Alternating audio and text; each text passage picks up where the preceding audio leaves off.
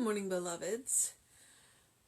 I may be a little muted today. I had a migraine yesterday, and so I still have the edges of it today, which is no reason not to do this. It's every reason to do this because reading Ernest Holmes definitely gives me a tingle, and so it'll help.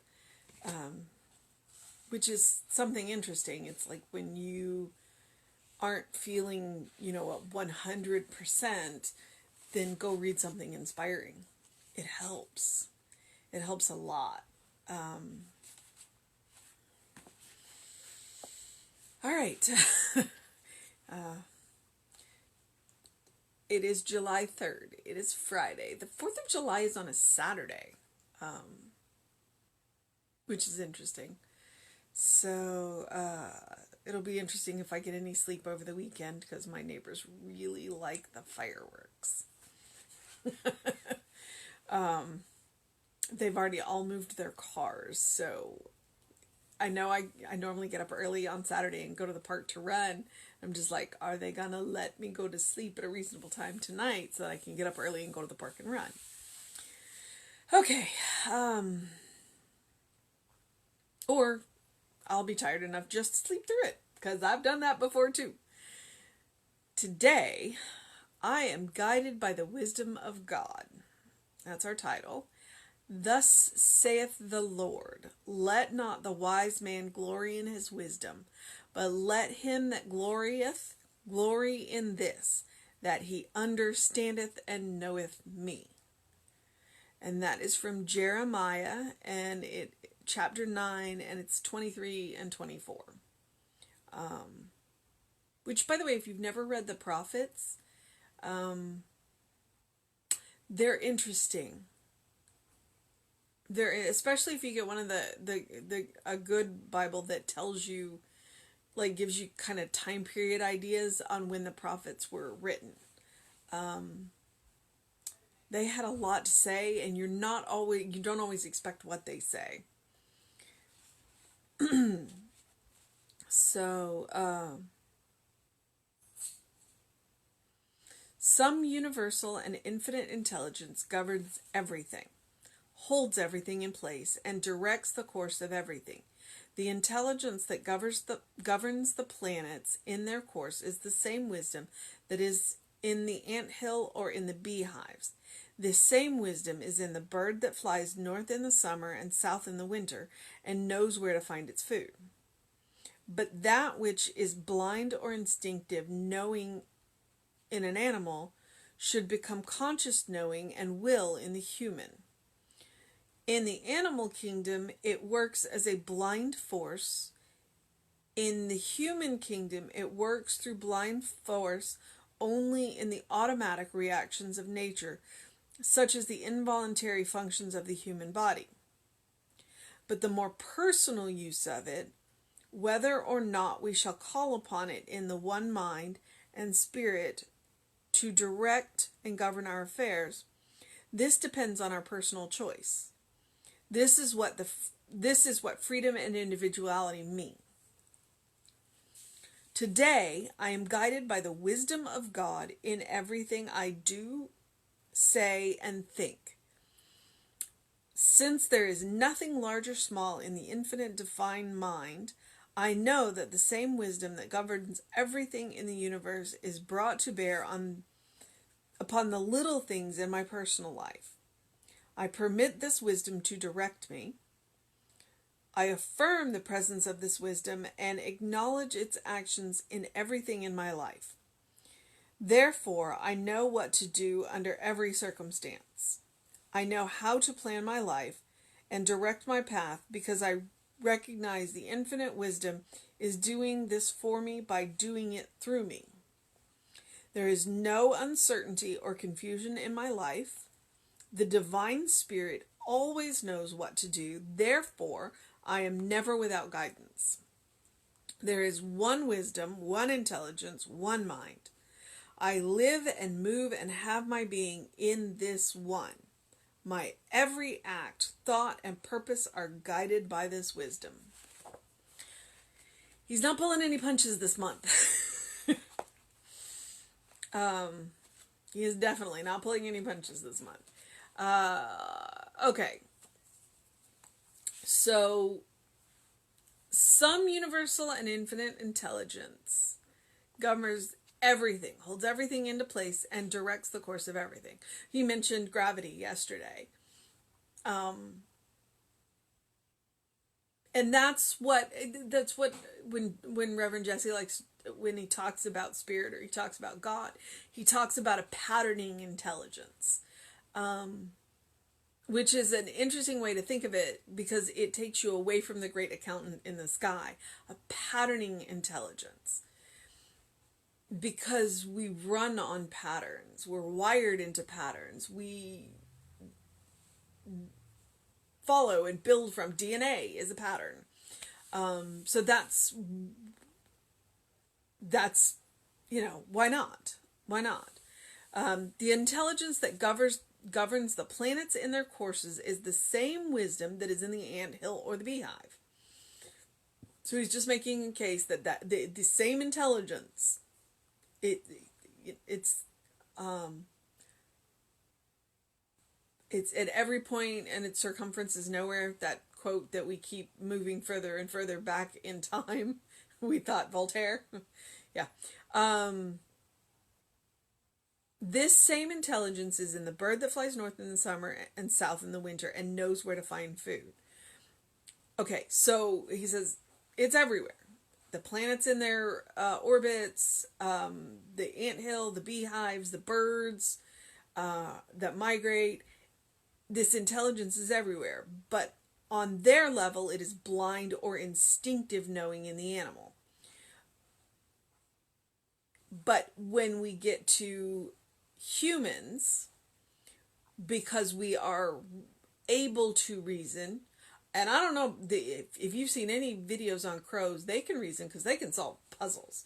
So there's a possibility that we are not giving enough credit to our animal brethren and sisterin. I don't know if that's a word.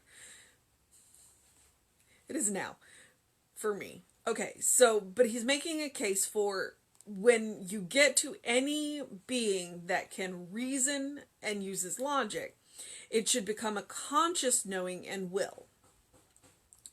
In the animal kingdom, it works as a blind force. In the human kingdom, it works as through blind force only in the automatic reactions of nature, such as the involuntary functions of the human body. Can you imagine if you had to think about breathing? And how weird does it feel when you do? Like for a minute you stop and you start thinking about your breathing. And I don't mean in meditation, like actually thinking about how do I breathe? Oh my God. It's kind of a weird moment. You breathe without thinking about it. Your heart beats without thinking about it. There are a whole lot of bodily processes that we thankfully don't have to think about. That's that blind force wired into the brain. And we don't have to. But if we want to use that intelligence, if we want to use that pattern, if we want to use that wisdom, we have to do it consciously. Ernest is a big believer in consciously using things. But the more personal use of it, that's what I was just saying, whether or not we shall call upon the one mind and spirit to direct and govern our affairs, this depends on our personal choice. So we know that the intelligence is out there. We know that the wisdom is out there. We have a choice on whether or not we use it. So that is freedom and individuality. If we choose to use it, then we have much more say in the way our life moves. When we choose not to use it, we're still making a choice. But then things happen without our direction.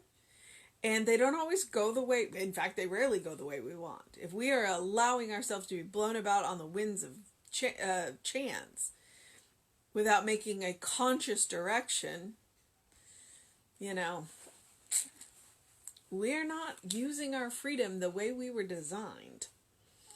Today, I am guided by the wisdom of God in everything I do, say, and think. Remember, not a great accountant in the sky who is judging you.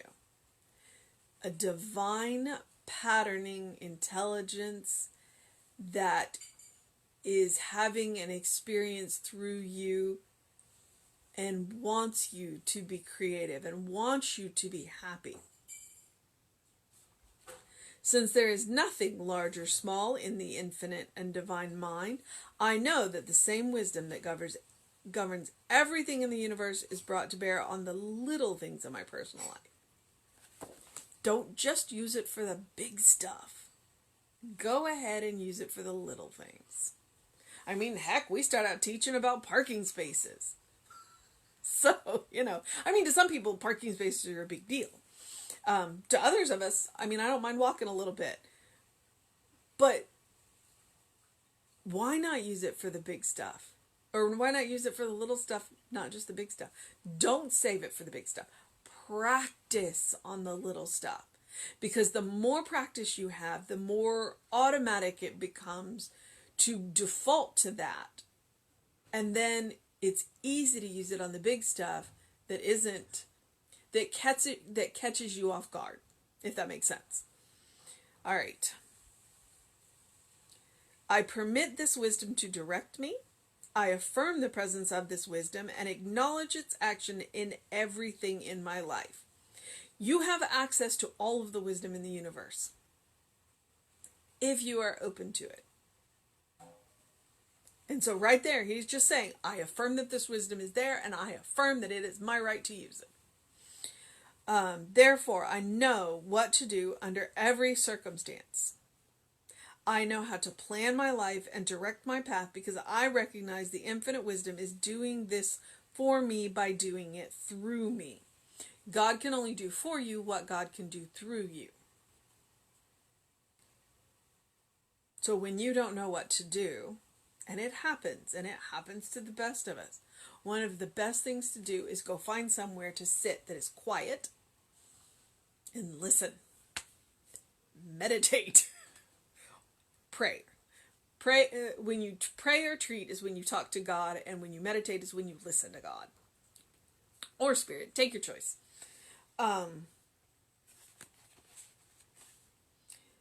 Let's see.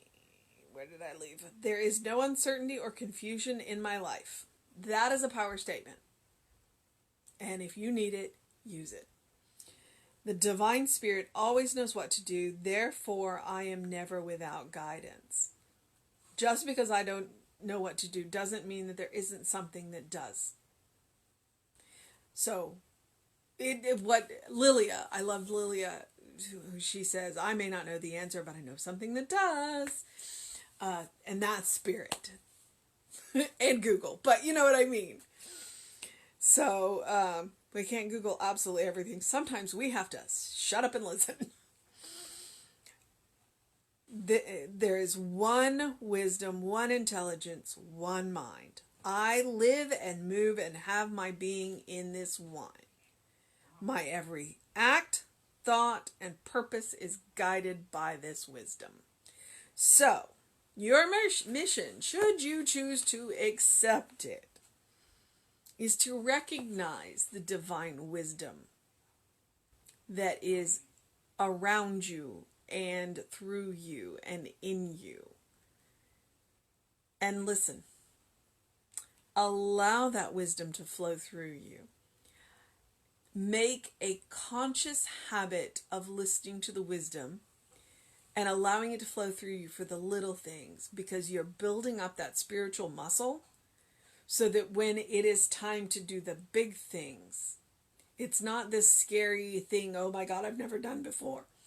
It is, oh, I've been practicing this on the little things. I can let it through me now. That wisdom is yours. You have every right to use it. It is available to any and every reasonable, logical, rational, well, it's even available to the unrational, because I'm there frequently. So, yeah, divine wisdom. I am guided by the wisdom of God today. I am guided by the wisdom of God every day. I'm going to say that.